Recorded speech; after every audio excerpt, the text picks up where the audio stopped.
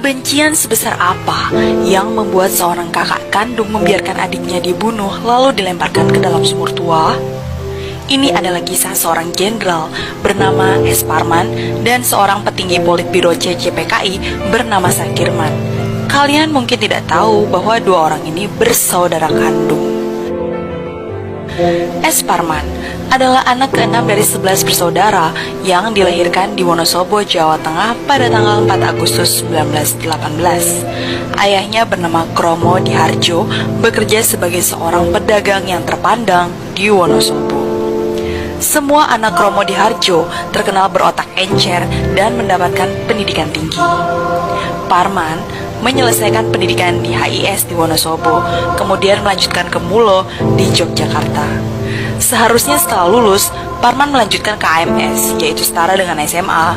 Namun, karena ayahnya meninggal dunia pada tahun 1937, membuat beliau tidak bersekolah hampir 2 tahun. Parman kemudian membantu ibunya berdagang di pasar Wonosobo. Setelah menemukan waktu yang tepat, Parman kembali melanjutkan sekolahnya di AMS. Sesuai dengan keinginan ayahnya, Parman lalu masuk ke Sekolah Tinggi Kedokteran atau Stovia di Jakarta.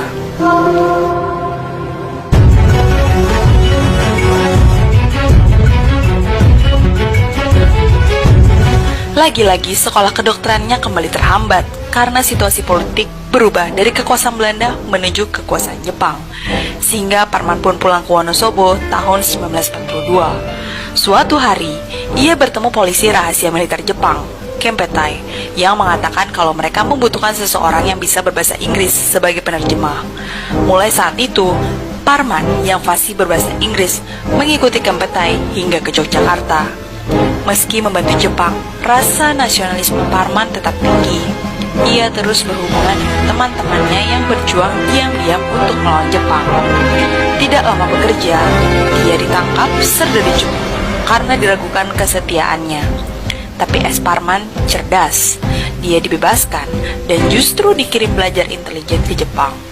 Sekembalinya ke tanah air, ia kembali bekerja pada jawatan Kempeitai.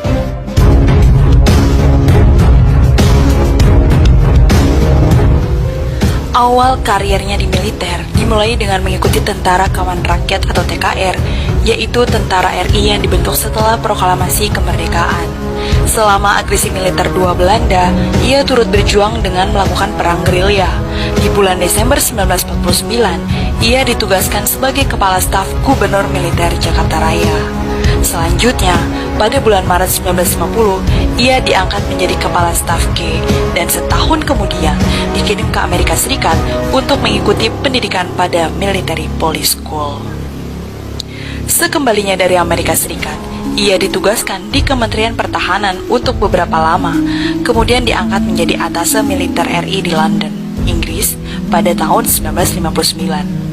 5 tahun berikutnya, yakni di tahun 1964, ia diserahi tugas sebagai asisten satu menteri atau panglima angkatan darat dengan pangkat Mayor Jenderal. Ketika menjabat posisi tersebut, pengaruh PKI juga sedang marak di Indonesia. Partai Komunis ini merasa dekat dengan Presiden Soekarno dan sebagian rakyat pun sudah terpengaruh.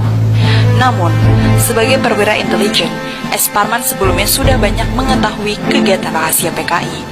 Maka, ketika PKI mengusulkan agar kaum buruh dan tani dipersenjatai atau yang disebut dengan Angkatan Kelima, ia bersama sebagian besar perwira Angkatan Darat lainnya menolak usul yang mengandung maksud tersembunyi itu.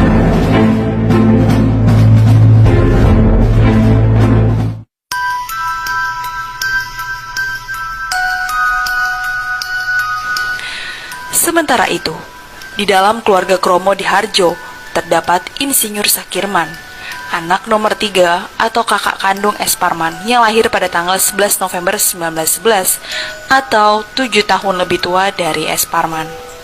Sakirman merupakan insinyur teknik sipil pribumi lulusan ITB. Beliau merupakan sosok yang humble, merakyat, dan dekat dengan rakyat kecil, sekalipun dirinya berasal dari kalangan orang kaya dan terpandang di Wonosobo. Barangkali karena karakter itulah yang menyebabkan Sakirman merasa nyaman dengan ideologi komunis. Insinyur Sakirman merupakan salah satu tokoh penting di jajaran elit Partai Komunis Indonesia. Dia menempati jabatan sebagai anggota Politbiro CCPKI yang dalam dunia politik sekarang setara dengan Dewan Penasehat. Sejak sebelum masa kemerdekaan, Sakirman terlibat dalam banyak peristiwa penting. Meski sipil, seorang insinyur, dia pernah menyandang pangkat sebagai letkol. Tapi berpuluh tahun kemudian, dua bersaudara ini ternyata berbeda jalan. Namun apa mau dikata, ideologi dan tugas adalah yang memisahkan kedua kakak beradik ini hingga meletusnya G30 SPKI. S. Parman terus menjadi andalan Ahmad Yani untuk mendapatkan informasi, tak hanya soal kekuatan PKI, namun juga soal isu Dewan Jenderal yang berhembus sejak awal 1965. Jabatan S. Parman adalah sebagai pejabat intelijen, menyebabkan ia banyak mengetahui kegiatan rahasia PKI. Karena itulah, ia menjadi salah seorang pejabat teras Angkatan Darat yang termasuk daftar akan dilenyapkan oleh PKI.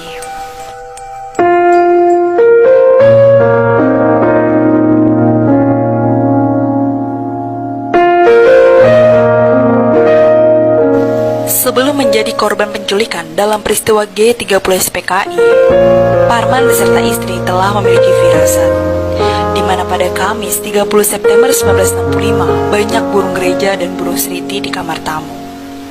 Selain itu, Parman bersama sang istri juga berjalan ke Taman Makam Pahlawan Kalibata Jakarta Selatan 6 bulan sebelum peristiwa G30 SPKI terjadi. Kepada sang istri, Parman berpesan setelah meninggal dan harus dimakamkan di Taman Makam Pahlawan Kalibata. Parman merasa disitulah adalah tempat istirahat abadinya yang membahagiakan, dan Parman juga berpesan agar di batu nisannya dibuat tulisan pejuang sejati.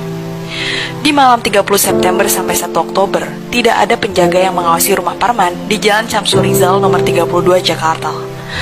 Parman dan istri terbangun dari tidur mereka sekitar pukul 4:10 pagi oleh suara sejumlah orang di samping rumah. Parman dimasukkan ke dalam truk dan dibawa ke basis gerakan di Lubang Buaya. Malam itu, bersama dengan tentara lain yang telah ditangkap hidup-hidup, Parman ditembak mati dan tubuhnya dibuang ke sebuah sumur tua. Jenazahnya bersama 6 korban lainnya ditemukan pada 4 Oktober dan diberi pemakaman kenegaraan pada hari berikutnya.